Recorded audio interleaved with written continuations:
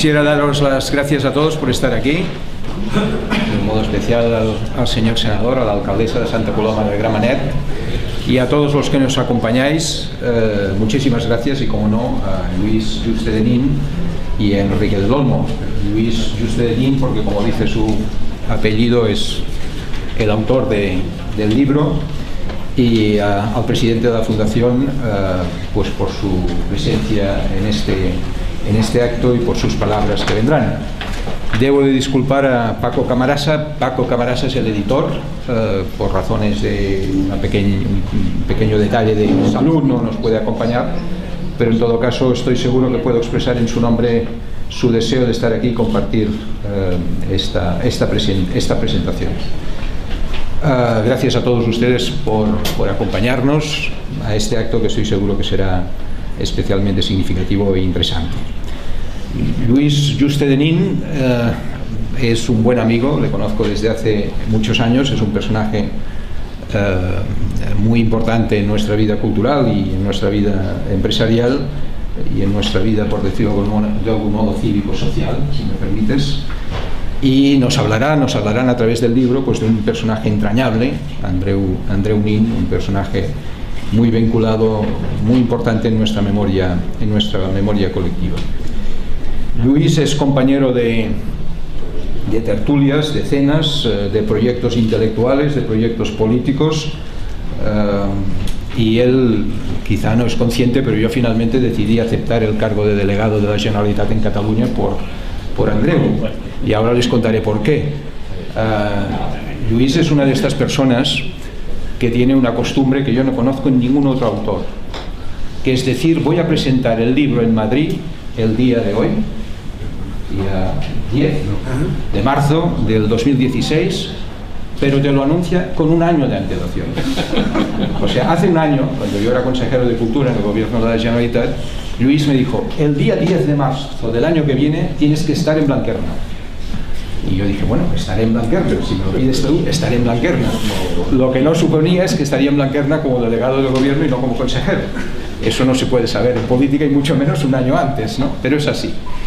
Y también la verdad, y él y su esposa saben que es así, cuando me ofrecieron el venir a en los 2 o 3 días de reflexión por si aceptado o no este encargo, la verdad es que las primeras personas a las que les comenté la posibilidad de encontrarnos aquí el día de hoy, pero con estos cargos cruzados, fue a ellos dos en una cena en Barcelona hace un par de meses. Por tanto, entenderán que me hace una especial ilusión poder presentar a este buen amigo y a este magnífico libro, o participar en esta presentación.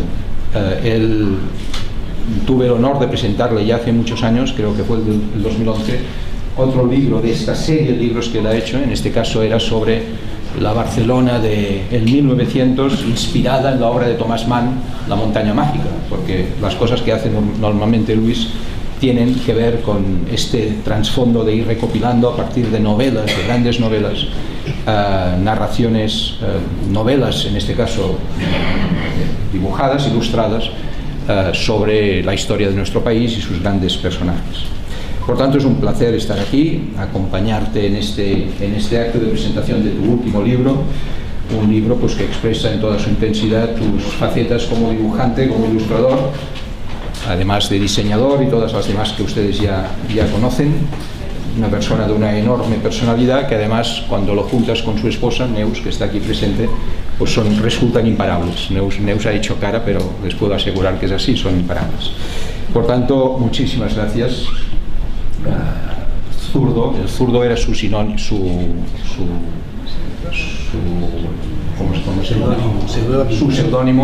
su seudónimo en los años de batallas políticas, y Vázquez Montalbán, por ejemplo, ilustró muchos textos a través de los dibujos del zurdo cuando militaba en la izquierda, que no ha dejado, en la izquierda catalana, en la izquierda del país.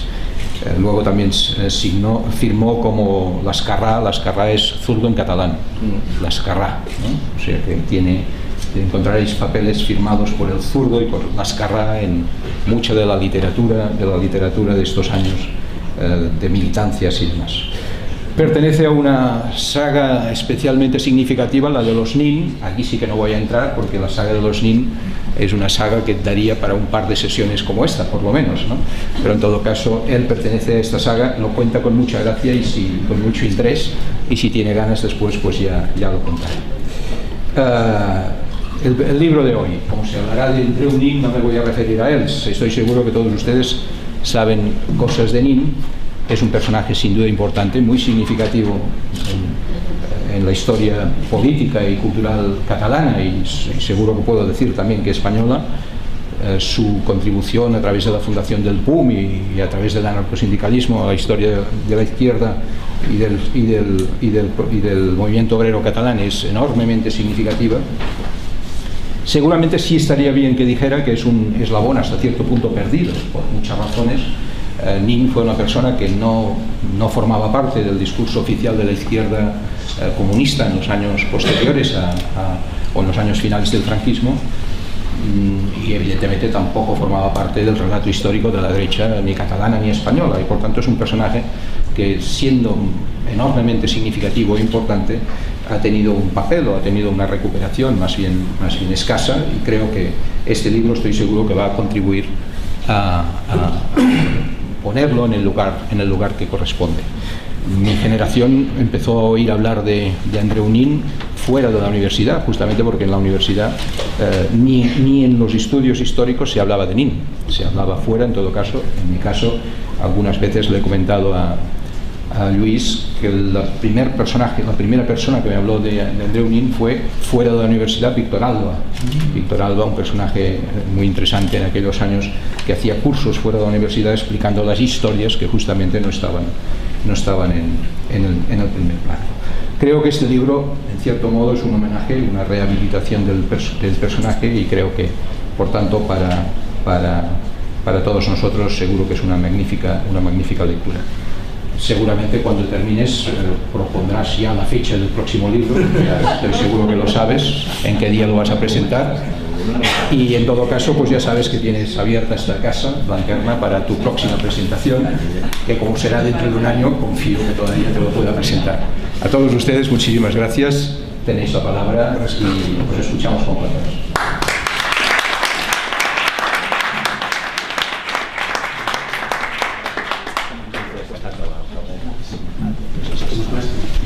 ¿Sí? Bueno, buenas tardes. En primer lugar, agradecer a Blanquerna y a Ferran Mascarell la participación. Este es el cuarto acto o actividad de la Fundación Andreu Nin que se hace en Blanquerna en los últimos años, y con diferentes directores o diferentes delegados. Y por lo tanto aprovecho para comprometer a Ferran de que seguiremos siendo bien recibidos en esta casa para nuevas actividades que seguro que ya estamos proyectando. Y en primer lugar, en segundo, agradecerle a Lluís Fuster de Nin el que una noche de diciembre me llamase, creo que debían ser entre las 11 de la noche y cosas así, para proponerme entusiásticamente esta participación y esta presentación de un libro que yo había visto los borradores en casa de Pelai Pallés el año pasado, pero que no conocía cómo era, ¿no? A partir de ahí hemos establecido una vinculación continuada, sistemática, y nuestros WhatsApp ya son interminables y nuestras conversaciones también, encontrando todos los puntos en común que son enormes. La Fundación Andreu Nin se fundó hace 29 años, y hace 27 años un grupo de viejos militantes pumistas, Vilebaldo Solano, el grandísimo pintor surrealista Eugenio Fernández Granel, Emma Roca, la miliciana de bolsillo que la llamaban, del Frente de Sigüenza, Enrique Rodríguez Arroyo, quizá la principal figura del POUM madrileño y posteriormente secretario general de la UGT en la clandestinidad en Cataluña, y Francesc de Cabo, uno de los principales impulsores de la fundación. Nos juntamos con generaciones más jóvenes, entonces además éramos mucho más jóvenes, para ir a la embajada soviética. Todos teníamos un poco de miedo que iba a pasar, ya se empezaba la glasnost y la perestroika, pero la verdad es que entrar en esas alfombras y en esos muros de mármol, decíamos, bueno, entramos y esperamos salir, ¿no? Les llevábamos una petición de la apertura de los archivos de la Comintern y de la Unión Soviética para aclarar aún más el tema del proceso de Nin, el asesinato de Andreu Nin. Fue un momento muy emotivo. Nos recibió un funcionario que debía ser de la misma promoción de Putin y de forma gélida recogió la carta y dijo que iban a prestarle un interés bárbaro para que en corto periodo de tiempo las cosas se solucionasen. Obviamente nada de eso pasó, cayó el muro, cayó la glasnost, la perestroika y aparecieron Yeltsin, Putin, etc., ¿no? Pero esto, ¿por qué lo traigo a colación? Lo traigo a colación por lo que significa de resistencia y tenacidad en la recuperación de una tradición y de una historia. En aquellos momentos, y mucho antes, y ahora me referiré a ello, estos militantes punistas se dedicaron con una corriente absolutamente en contra, con un aparato estalinista internacional brutal de acusaciones, de ataques, de perversión de las relaciones del movimiento obrero, y a pesar de eso fueron capaces de mantener aquella memoria del POUM y aquella memoria de su dirigente político más importante, Andreu Nin. Y esa resistencia empezó inmediatamente ya en el año 37. En el año 37, cuando el POUM es ilegalizado, sus dirigentes son encarcelados y Nin es secuestrado, asesinado y torturado, en septiembre de ese año ya aparecía un documento importantísimo hecho por Ignacio Iglesias, donde describe todo el proceso al POUM que se va a realizar. Este documento fue reeditado por Ruedo Ibérico en los años 60, finales de los años 60, y marca un inicio de resistencia. A la vez, la campaña internacional que dirige un personaje que aparece de forma muy significativa en la historia gráfica de Juste de Nin, que es Narcís Molins y Fàbregas y Serf. Esto viene a colación de que aquello que era mantenido en la memoria por pequeños núcleos de militantes y por un conjunto también de intelectuales que se rebelaban frente al monocolor versión del aparato de la Unión Soviética y de los partidos comunistas, luego ha tenido un proceso de evolución extraordinariamente importante. Y ha sido, y por eso viene muy al caso, fundamentalmente a partir de esa resistencia, pero también a partir de hechos culturales de gran impacto social. Yo creo que hay tres hechos culturales, y hoy estamos presentando el cuarto, como son Operación Nicolai, con la fantástica investigación de María Dolors Genovés y Gilbert Ferry, donde ya certifica plenamente las tesis que los militantes del POUM habían defendido sobre la implicación de Stalin al más alto nivel en el asesinato de Andreu. Un hecho cinematográfico, pero política y socialmente, que conmocionó a toda la vanguardia de la izquierda española y mundial, como fue Tierra y Libertad de Ken Loach. Todavía recuerdo, y es un recuerdo muy emocionado, cuando en el cine Palafox, absolutamente abarrotado en una sesión privada, se pasa Tierra y Libertad, y les presentamos a Iciar Bollaín y a Rosana Pastor, que la hemos invitado a que viniese pero no podía, a las auténticas milicianas del POUM que todavía vivían como en Marroca, ¿no? Entonces, Tierra y Libertad significó otra visión de la guerra civil española. Fue la guerra dentro de la guerra, la revolución dentro de la revolución. Y dio una visión de forma masiva y generalizada extraordinariamente importante y nueva. Solo algunos resistentes de las tesis clásicas se pudieron mantener en su posición. Hay una anécdota también graciosa en esto. Cuando se pasa en sesión privada Tierra y Libertad en los Renoir, Fernández Macho nos invita, y se pasó en una sala para Vilebaldo Solano y en otra sala para Santiago Carrillo.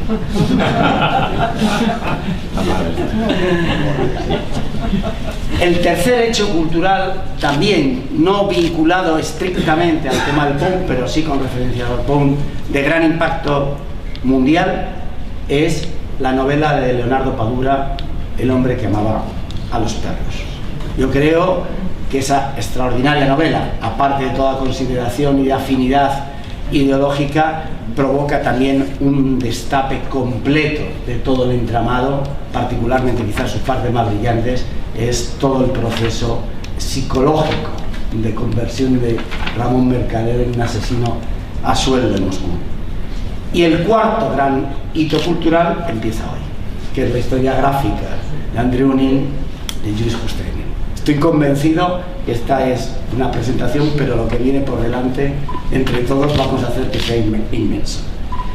Pero aún más, es que a raíz de estos tres primeros hechos culturales, la catarata de publicaciones, la catarata de estudios, de libros, por ejemplo, novelas como la de Juan Carlos Arce, con La noche desnuda, donde recupera a una persona muy oculta en la historia y que Lluís también la recupera con un protagonismo extraordinario, que es Olga Tareva, la mujer de Andreu Nin, ¿no? Y ya cantidad, las memorias de Otelia Castelví, de Manuel Grossi, de Loredo Aparicio, de Carlota Durain y Francesc de Cabo, de Mica Chévere, reeditada y llevada a un magnífico documental, el libro de Miquel Adillón sobre el último soldado del punk, Carmel Rosa. Bueno, es una lista interminable que, como decían antes en los cines, visite nuestro bar, visite nuestra web y verá toda esta información perfectamente ordenada y utilizable. En ese sentido, estos hechos culturales desatan una comprensión social y global de lo que significó el punk y lo que significó Andreu Nin. Y esto se logró materializar, y esto sí que tenemos un extraordinario orgullo los miembros de la Fundación Andreu Nin, en dos actos de los múltiples que hemos hecho de referencia. El homenaje a Andreu Nin, que se realiza en el Ateneo de Madrid el 16 de junio del 2012, justamente el aniversario del día de su secuestro, donde conseguimos algo que antes debía parecer imposible. Absolutamente cualquier sector de la izquierda, de defensa de los derechos humanos, participa homenajeando a Andreu Nin, incluido el PC y todo lo que en aquellos momentos habían sido la fuerza contraria a eso. Yo de aquel acto creo que fue como una recuperación histórica de lo que el estalinismo había destruido dentro del movimiento obrero, ¿no? Que era la concordia, el diálogo, las discusiones y las peleas, pero nunca al nivel de la liquidación física de los oponentes. Y el segundo acto fue el reconocimiento institucional de Andreu como conseller de Justicia de la Generalitat, pero mucho más, como uno de los grandes referentes del movimiento obrero catalán en el Parlamento de Cataluña en el 2013, donde también absolutamente todas las fuerzas políticas dieron su compromiso y solidaridad con la figura de Andreu. ¿Qué nos viene a plantear la historia gráfica de Lluís Justeño? En primer lugar, uno parece que está viendo una película. Es decir, para los productores, si hay aquí alguno, esto se puede transformar en un story movie fantástico, de una película magnífica cinematográficamente. Ha logrado que aparezcan elementos vitales, muchos desconocidos, incluso para los que algo hemos leído del tema, y que la hacen extraordinariamente atractiva. Y luego tiene una estructura innovadora con técnicas también cinematográficas como el flashback continuo al cual recurre, que es de una enorme calidez y un enorme atractivo. Él siempre inicia cada gran bloque con una rememoración. Por ejemplo, todo lo que es su infancia, adolescencia, su pasión por la música, sus primeros pasos en queriendo ser maestro y siendo maestro, sus primeros pasos en la acción política como republicano federal y su paso posterior por el Partido Socialista, como su entrada a la CNT, de la cual es secretario general. Es decir, todos esos primeros pasos pasos su pasión por la música, como Pau Casals iba a su casa a hablar de música mientras su padre, Manel, era director del coro en el Vendrell. Y esto lo recuerda Andreu Nin en la simulación que hace Juste de Nin en el momento que es secuestrado y llevado por los agentes de la GPU en todo su siniestro itinerario Madrid, Valencia, Barcelona, Madrid, Valencia, Alcalá de Henares y posiblemente la muerte en Alcalá de Henares o alrededor de Perales de Tajuña. Esto es el primer gran efecto que te provoca. Hay un segundo flashback precioso, para mí desconocido, que es la relación entre Olga Tareva, la mujer de Andreu Nin, y Natalia Sedoda, la mujer de Leon Trotsky. Con ellos recorren, ellas dos en su conversación, todo lo que fue el proceso de la Revolución de Octubre y la caída de la contrarrevolución staliniana, el principio de la persecución de todos los dirigentes opositores o no opositores del partido bolchevique, la liquidación de todo el bagaje histórico, político y cultural que en el movimiento obrero había construido el partido bolchevique. Es decir, la destrucción absoluta de todo, física, en primer lugar. Algunos recordaréis ese famoso póster con los retratos de todo el comité central del partido bolchevique, donde todos, excepto Stalin, han sido liquidados. Y es algo de una frescura extraordinaria la relación entre Nora y Natalia, ¿no? Natalia más mayor que Nora e introduciéndola en el tema. Y el tercer recuerdo y la tercera conversación es también de una muy bonita, de Nora Nin, la hija de Andreu, que es la única hija viva, ya muy mayor en Roma, con Narcís Molins y Fabregat. Siset era uno de los grandes periodistas que tenía el POUM junto a Ignacio Iglesias, que eran los que escribían en La Hora, La Batalla, en las revistas oficiales de la Generalitat de Cataluña, es decir, y hace todo el recorrido sobre la Revolución Española. Revolución y contrarrevolución también, en las jornadas de mayo y la persecución del POUM. El final de la tragedia de Nin, esa que adecuadamente Lluís ha recogido en la tapa con la famosa frase de Albert Camus, de que el asesinato de Nin marca el siglo XX, el siglo de las revoluciones traicionadas. Y luego un último epílogo que a los que lo vivimos es lo que podemos recordar, la vuelta de las cenizas de Olga Tareva al Vendrell, después de un trabajo difícil, porque cada vez que cambiaba de gobierno municipal el Vendrell, si entraba así, ya no había ninguna posibilidad de hacerlo. Cuando se tuvo que aliar encima con un partido de extrema derecha, era imposible. Yo, que formo parte del jurado del premio Andreu Nin en el Vendrell, sé que cada 5 años a lo mejor tengo posibilidad de participar, porque el resto queda anulado. Pero ya la reivindicación con Martí Carnicer y la entrega de las cenizas, que también se cuenta por parte de Lluís, fue uno de los hechos más importantes. Y bueno, yo creo que esto nos sitúa como algo extraordinariamente atractivo, que lo veréis cuando lo leáis, lo compréis. Pero yo quiero acabar simplemente con alguna referencia a Nin desde el punto de vista político. Yo creo que es impresionante, si analizamos nuestro país, en esta misma sala se hizo un acto muy bonito con representantes de todas las fuerzas políticas del Parlamento, de la izquierda en aquel momento, sobre la vigencia del pensamiento de Nin. Recuerdo que estaba Gaspar Llamazares, Lidia Blanco del PSOE. Y es llamativo que los 4 grandes problemas que sitúa no solo Nin, también Joaquín Maurín, con su libro sobre la Revolución Española, y también Leon Trotsky, de aquel tiempo, años 30, los 4 grandes problemas, aparte de las lógicas diferencias de tiempo y de evolución de la sociedad, eran el tema de la tierra, el tema del ejército, el tema de las nacionalidades y el tema de la Iglesia. Y daros cuenta, podemos decir que el tema agrario está resuelto, más o menos, tendrá las dificultades de cualquier otro sector económico del país, que el tema del ejército se puede decir de que está más o menos resuelto, a pesar de algunos destellos de pronto, como los generales que van a las tertulias para hablar en contra del proceso independentista catalán, o declaraciones de otro tipo, pero también destellos positivos. De pronto nos encontramos a un general en una lista alternativa de cambio, como es Julio Rodríguez en la lista de Podemos, y también destellos como las denuncias de Zaida Cantera o de Segura respecto a la no entrada de las libertades civiles dentro de la estructura militar.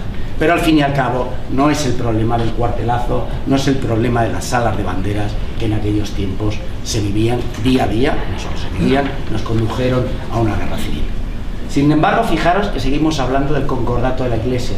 Todas las elecciones, antes de ponerse de largo en las campañas, todos los partidos progresistas sacan el punto de la ruptura del concordato, la revisión del concordato. Luego, cuando se llega al gobierno, nunca se hace. Esa es la otra realidad. Por eso pervive en el tiempo y seguirá perviviendo mientras nadie se atreve a cambiarlo. Pero también, y qué voy a decir del tema de la cuestión nacional, que ahora eufemísticamente ya se llama territorial, ¿no? Pero la cuestión nacional sigue vigente por la no resolución del carácter plurinacional del Estado español. Y en definitiva, esos 4 grandes problemas que se situaban en los años 30 todavía forman parte de las agendas políticas, una parte de ellos del momento actual. Significa, en última instancia, lo que tanto Maurín como Nin permanentemente señalaron, que era la conclusión de una revolución plenamente democrático-burguesa en nuestro país, o la vivencia de una revolución, ¿no?, que cambiase el carácter de clase que fuese. En ese sentido, yo creo que esa vigencia también se da en otro aspecto. He recuperado sobre lo que es la figura de Nin una valoración de un periodista de Telexpress en los años 70, que lo conocerá, Ramón Barnils, que decía que en el páramo del pensamiento político español, y particularmente del pensamiento marxista, solo era rescatable la figura de Andrés. Yo creo que es cierto, el marxismo español es de una endeblez histórica, ¿no? Su creatividad es reducidísima, y creo que las aportaciones de Nin y de Maurín son de una trascendencia importantísima.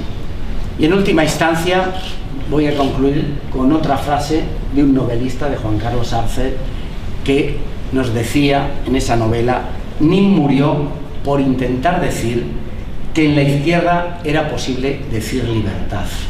Es decir, chocó con el aparato que negaba la libertad y que negaba una cuestión fundamental, la tradición histórica del movimiento obrero desde la Primera Internacional, de cómo tanto anarquistas como comunistas, socialistas, etcétera, podían pelear, pero nunca se llegó a la cercenación, incluso con la vida, del derecho de opinión, el derecho, la libertad de actuación, la libertad de organización. Es en ese sentido, la lucha por la recuperación de Nin es también la lucha por la recuperación de otra izquierda, donde el componente de la libertad, de la democracia, pasa a ser parte de su ADN constitutivo.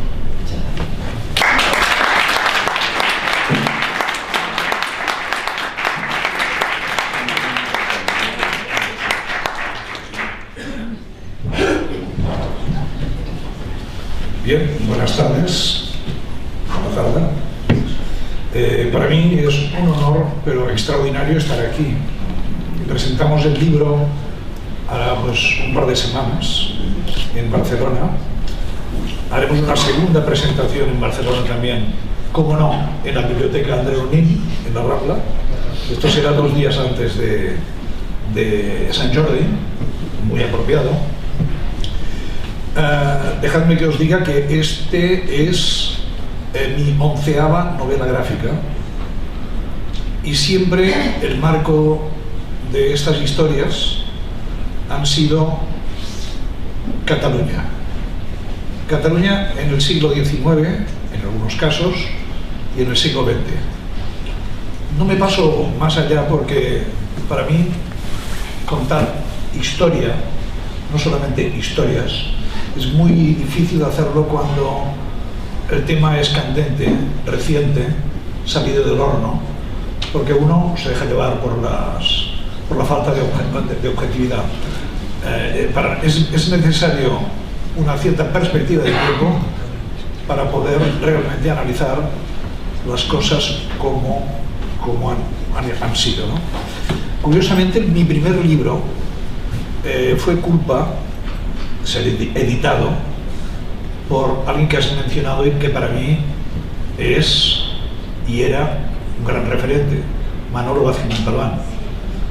O sea, efectivamente, por ejemplo, yo entro a militar en el partido en el año 1970, por aquí en medio hay algún compañero que lo sabe muy bien, y entonces son, bueno, prácticamente una década que mi militancia en el PSUC, el Partido Socialista Unificat de Cataluña, que es el Partido Comunista en Cataluña, que curiosamente muchas veces Manolo en su día me decía, pero bueno, te das cuenta de la contradicción que UNIN está en el PSUC. No me lo decía, por supuesto, en broma, porque el PSUC que yo milité no era ni mucho menos el PSUC estalinista durante la Guerra Civil. El PSUC, justamente, que yo milité, que mi compañera militó y que estamos juntos, en definitiva, fue el partido, era el partido, para empezar. O sea, uno podía hablar de diferentes partidos, pero ya había el partido, que era el PSUC. Y allí era un catalizador de la izquierda. Muchos no eran comunistas estrictamente, eran gente que querían combatir la casposa dictadura franquista, como sea, como supiese. Yo lo único que sabía era dibujar. Entonces puse mi lápiz, que me di cuenta en aquel momento que aparte de una herramienta podía ser un arma, y lo utilicé como tal, como arma, ¿no? Entonces firmaba, como han dicho, el zurdo, no solamente porque era de izquierda, sino porque es que era zurdo, o sea que por tanto era bastante lógico. Y entonces conocí en profundidad lo que era el PSUC en los barrios, en las revistas de barrios, en los carteles, incluso haciendo pues esto, poniéndome al servicio de hacer pancartas, el proceso 1001, el asesinato de Puigantí, que ahora de alguna manera recordamos con enorme tristeza y con algo de mala sangre, porque realmente la izquierda no se movilizó como se debería haber movilizado por él. Pero volviendo a lo que nos afecta, mi primer libro, como decía, propiciado por Manolo, fue un libro que yo en realidad pensaba dibujar y dar a mi hija, para mis nietos, para mis bisnietos y tal, para que supiesen un poco lo que significaba, lo que yo sabía de la familia Nin. Familia bastante singular. Singular no significa ni buena ni mala, significa que es singular. Significa que han habido gente realmente, como en catalán decimos, bufanúvols. Bufanúvols es muy difícil de traducir, pero es como ayúdame. Soplar nubes. Soplar nubes, imagínate. O sea, gente soñadora, ha habido gente como Andreu, ha habido gente como Anaïs Nin, ha habido gente como su hermano pequeño, que fue como mi segundo padre, que era el compositor Nin Culmell, que yo le hice, por cierto, el vestuario de su ópera, La Celestina, que se estrenó en Madrid en el año 2008. Una familia que, como tenía tanta documentación, digo, pues vamos a dejarla. Yo no soy escritor, por tanto, en todo caso me las doy de guionista. Bueno, pues vamos a dejarlo negro sobre blanco. Y en aquel momento aparece Manolo y me dice, esto ni hablar, esto hay que editarlo. Esto tendrá mucho más interés de 25 años que ahora. O sea, porque estás explicando, y me suelta la frase. Dice, porque la historia de una familia es la historia de un país. Bueno, entonces pues tenía razón, porque incluso los que vienen, digamos, de fuera del país, pues bueno, somos yernos, las nueras, lo que sea. Una familia se compone de todo esta, podríamos decir, de esta comparación exacta de que puede ser la historia de un país. En el momento de escribir sobre Andreu, en este primer libro que se llama Els Nin, Historia o Memorias de una familia catalana, resulta de que al pasar Andreu me lo salté muy rápido, porque en aquel momento, y de esto era el año 2004, por tanto, yo era muy joven, es que era extraordinariamente joven, es verdad. Son muchos años, ¿no? Son 12 años, ¿no? Imagínate. Pues hace 12 años pensé, algún día escribirás monográficamente algo de, o todo lo que sepas de el que fue el primo de mi abuelo. Esta es la relación, o sea, yo soy sobrino nieto de Andreu, y por supuesto necesitaba saber más de él. Hay que decir que Manolo Vázquez me adiestró, me asesoró, aparte de varios de los libros más conocidos de él, pues me dio, por ejemplo, uno de un personaje que resultó muy amigo mío y que me ha ayudado muchísimo en este libro, que es Pelai Pagès. Hizo una primera biografía que tú recordarás perfectamente y que me abrió los ojos a muchas cosas, ¿no? En un momento delicado, es cuando me fui del partido, ¿no? Me enfadé mucho con la nueva dirección, ¿no? Que era la dirección de tiempos de, me sabe mal decirlo porque ya no está, de Soletura, ¿no? Que renunciaron a muchas cosas, y total que yo me incliné por otras lides y me fui del partido. Entonces, la idea esta ha nacido 12 años después. Andreu es un personaje que a mí me ha fascinado, no solamente genéticamente, ni mucho menos, sino por todo lo que le va a aportar al movimiento obrero, a la izquierda. Era un pensador, pero un pensador activo, es decir, siempre estuvo en movimiento. O sea, él, desde que tenía 14 años, que escribió su primer artículo ya en los periódicos de las comarcas de Tarragona, hasta que lo asesinan vilmente los estalinistas, hay que decirlo, con la complicidad del Partido Comunista de España y de gente del SUC, aquel, ¿no?, del que yo viví, digamos. Entonces, tanto él, porque ya sabéis que Maurín estaba encarcelado en Galicia, ¿no? Bueno, pero él y el Pou, por añadidura, fueron prohibidos después de los hechos de mayo del 37, no por Franco, sino por la República. O sea, digámoslo bien alto.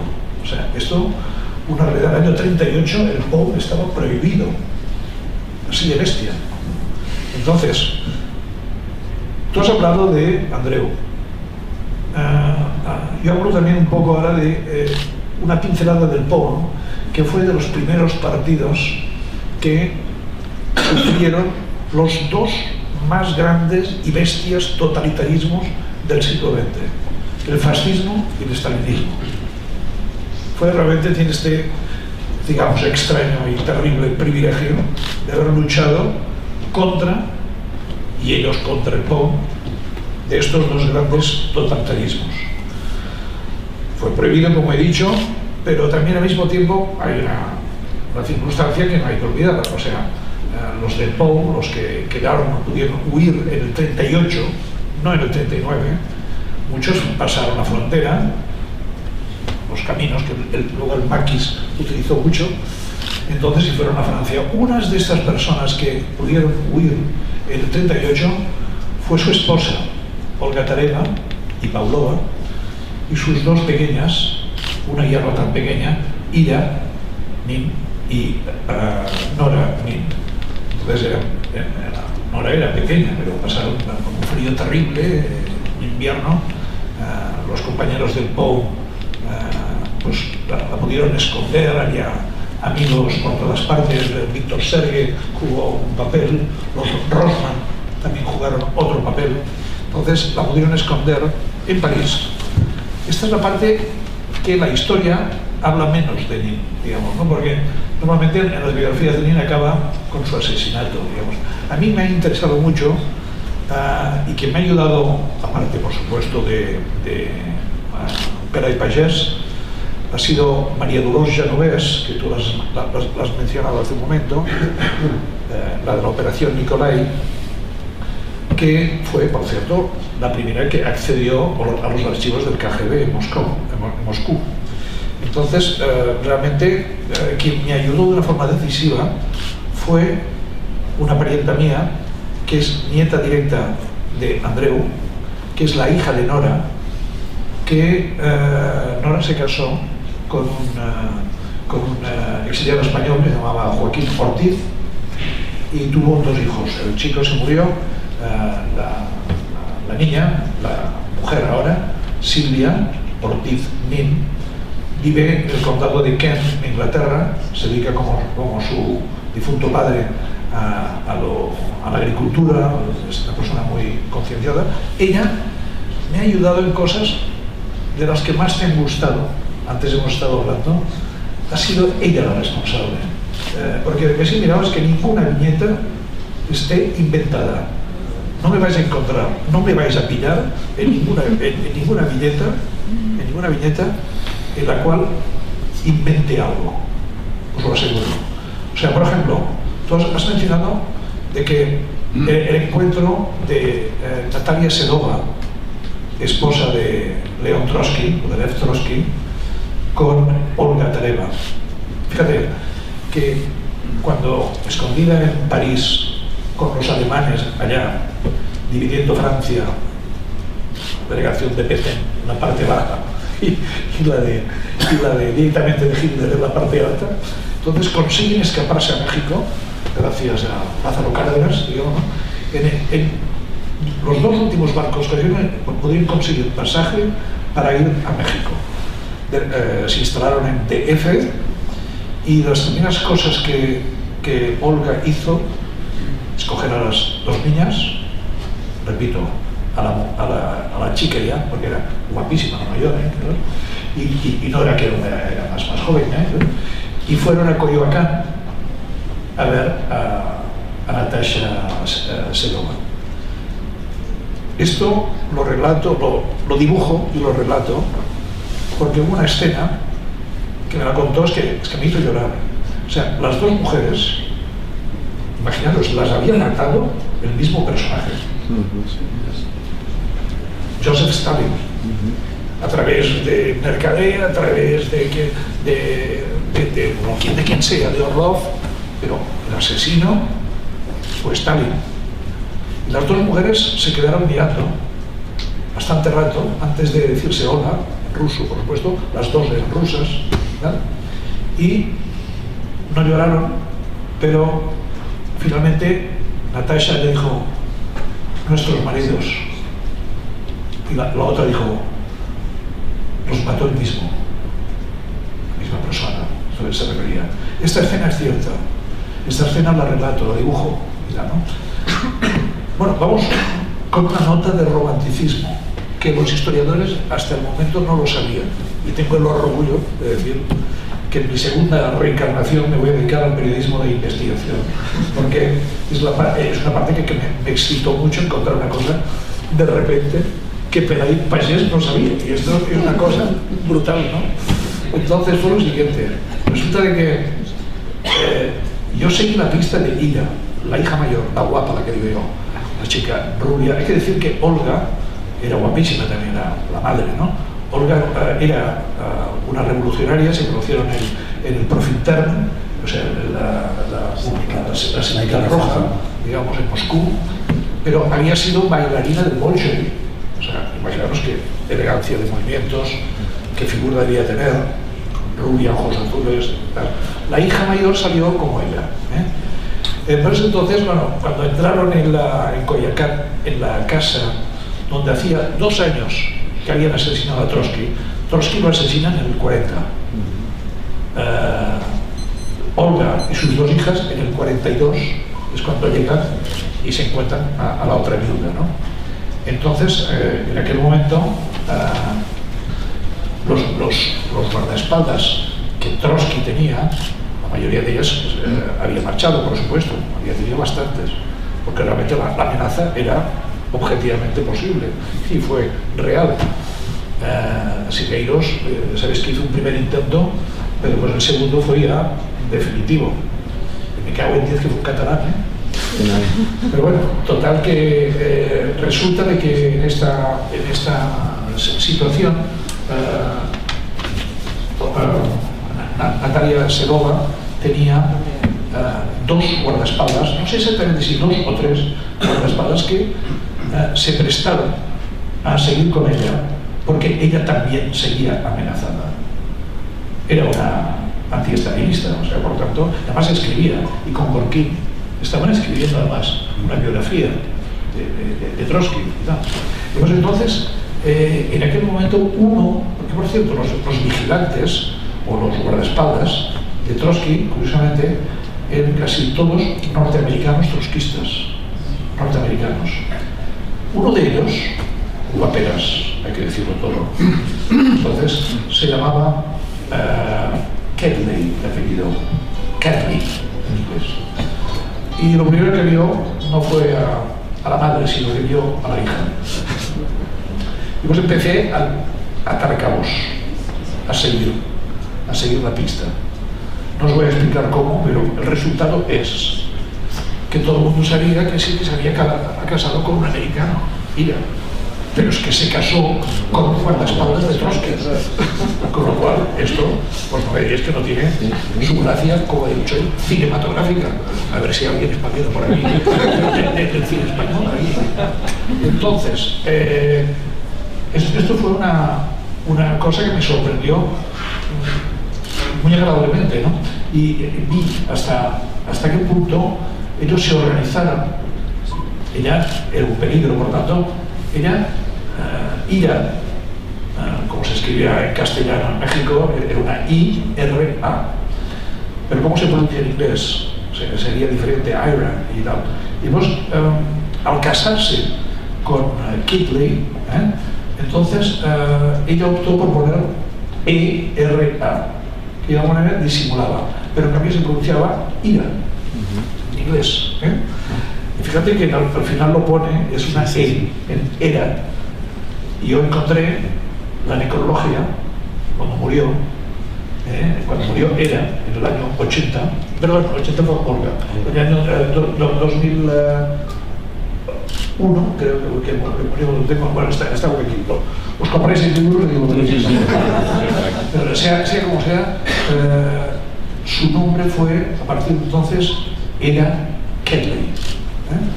Y después se fueron a vivir al sitio menos sospechoso del mundo, en Massachusetts, aquello que huele a mujercitas, para entendernos, tipo Concord, en una población deliciosa que se llama Winslow, Massachusetts, que solo pueden pasar cosas así como de película de esas así. Y la familia Kedley tuvo 4 hijos. Estos 4 hijos tampoco tienen una gran relación con la familia, hay que decirlo todo. Pero en cambio, y voy a ser lo más rápido porque no os quiero retener aquí demasiado, es que Nora se casó con Ortiz y se fueron a Roma, como os he dicho. Nora sigue viviendo en Roma, está muy viejecita, y su hija Silvia es la que me ha informado también un poco o mucho, digamos, de las reacciones de su madre, del tema de las cenizas, que tú ya has mencionado y por tanto no voy a mencionar, pero sí acabaré diciendo de que a ella, en los agradecimientos, la tengo muy por delante porque realmente fue de las personas que más me ayudaron, ¿no? Pero acabaré con una frase que, bueno, en un sitio que compartimos tú y yo y aún no nos conocíamos físicamente. Después, bueno, así un coñazo, ¿no? de llamadas y de todo y tal, ¿no? El Parlamento de Cataluña, después de 37 años de democracia, se decidió finalmente hacer un homenaje a mi pariente, Andreu Nin. 37 años tuvieron que esperar para hacerle un homenaje. Entonces, claro, todo el mundo había estado muy contento de homenaje, ¿no? Pero por allá había un periodista que me conocía, y vosotros también conocéis, y me vino y me dice, bueno, dime tú qué eres pariente y tal, ¿por qué han tardado 37 años en hacerle un homenaje? Yo le respondí exactamente, pienso la verdad, porque primero tenía que morir unas cuantas personas. Me parece que entendéis por dónde voy. Tenían que morir varias personas porque, de lo contrario, ellos siempre habían negado que hubieran tenido nada que ver con, si no el asesinato, con la complicidad del asesinato. Bueno, muchísimas gracias. El rollo ha sido un poquito más largo de lo que yo quería, pero gracias porque ha sido una gran satisfacción presentarlo aquí.